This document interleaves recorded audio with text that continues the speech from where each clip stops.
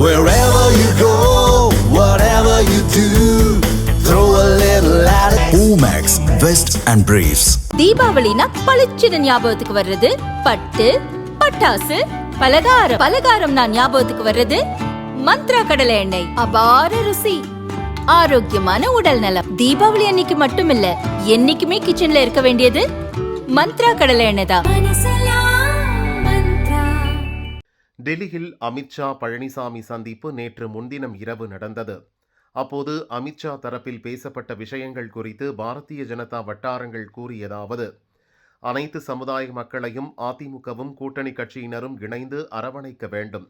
பாரதிய ஜனதாவை பொறுத்தவரை வரும் சட்டசபை தேர்தலில் 60 இடங்களில் போட்டியிட திட்டமிட்டுள்ளது.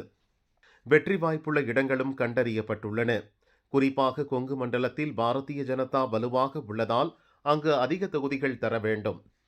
கோவை தெற்கு, சிங்காநல்லூர், மேட்டுப்பாளையம், திருப்பூர், பல்லடம், பொள்ளாச்சி உள்ளிட்ட கொங்கு மண்டல தொகுதிகளில் பாரதிய ஜனதா கட்டாயம் போட்டியிட திட்டமிட்டுள்ளது. கன்னியாகுமரியில் 3, திருநெல்வேலியில் 2 தொகுதிகள் கட்டாயம் ஒதுக்க வேண்டும். கவுண்டர்கள் அதிகமாக வாழும் கோவையில் அண்ணாமலை போட்டியிடக்கூடும்.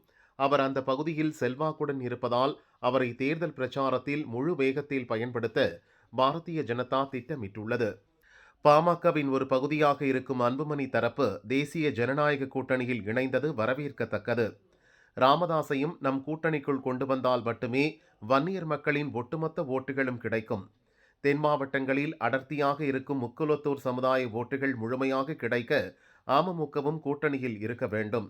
அமமுகவை கூட்டணிக்குள் கொண்டுவர அதிமுக எந்த முயற்சியும் எடுக்க வேண்டாம். அண்ணாமலை வாயிலாக அந்த பணியை பாரதிய ஜனதாவே செய்து முடிக்கும். தமிழகத்தை பொறுத்தவரை தேசிய ஜனநாயக கூட்டணி ஆட்சிதான் அமைய வேண்டும். அமைச்சரவையில் பாரதிய ஜனதாவும் அங்கம் வகிக்கும். 3 பேருக்கு அமைச்சர் பதவி அளிக்க வேண்டும் எனவும் அமித்ஷா தரப்பில் சொல்லப்பட்டதாக கூறப்படுகிறது. இதை கேட்டதும் பழனிசாமி அதிர்ச்சி அடைந்துள்ளார். 60 சீட் மட்டுமின்றி அதிகளவில் கொங்கு தொகுதிகளாக கேட்பதால் அவர் எந்த பதிலும் சொல்லாமல் இருந்துள்ளார். அவர் தயங்குவதை பார்த்த அமித்ஷா, உங்கள் தரப்பில் ஏதாவது இருந்தால் சொல்லுங்கள் என கேட்டுள்ளார். பழனிசாமி தன் தரப்பில் சில கோரிக்கைகளை கூறியிருக்கிறார். அந்த விஷயங்களை கட்டாயம் செய்ய வேண்டும் என்றும் வலியுறுத்தியிருக்கிறார். பழனிசாமி தரப்பில் கூறப்பட்டுள்ளதாவது: தமிழகத்தில் திமுக ஆட்சி அதிகாரத்தில் இருப்பதோடு வலுவான இயக்கமாகவும் உள்ளது. கூட்டணியும் உடையாமல் உள்ளது. பணபலத்தோடு தேர்தலை எதிர்கொள்ள தயாராக உள்ளது. பல புகாரில் சிக்கியிருக்கும் அமைச்சர்களும் பண மூட்டைகளோடு களமிறங்க காத்திருக்கின்றனர். மத்திய அரசின் விசாரணை அமைப்புகள் வாயிலாக அவர்களில் பலரையும் முடக்கவில்லை என்றால் தேர்தலை அவர்கள் சுதந்திரமாக எதிர்கொண்டு நம்மை வீழ்த்த முயற்சிப்பர்.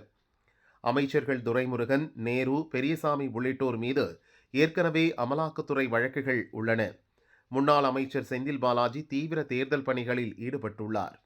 அவருக்கு கரூர், ஈரோடு, திருப்பூர், கோவையில் 30 தொகுதிகளை ஒதுக்கி கொடுத்து வெற்றி பெற வைக்கும் பொறுப்பையும் திமுக ஒப்படைத்துள்ளது.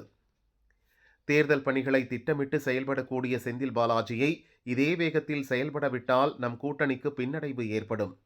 மத்திய விசாரணை அமைப்புகளை திமுகவை நோக்கி முடுக்கிவிட வேண்டும். கூட்டணி ஆட்சி குறித்து தேர்தலுக்கு முன் அறிவித்தால் மக்கள் அதை ஏற்காமல் போகலாம். அது குறித்து தேர்தலுக்கு பின் முடிவெடுக்கலாம் என பழனிசாமி தரப்பில் சொல்லப்பட்டதாக தெரிகிறது. அமித்ஷாவை பழனிசாமி சந்தித்த போது ஹிந்தி தெரிந்த முன்னாள் அமைச்சர் M.R. விஜயபாஸ்கர் மட்டுமே உடன் இருந்துள்ளார்.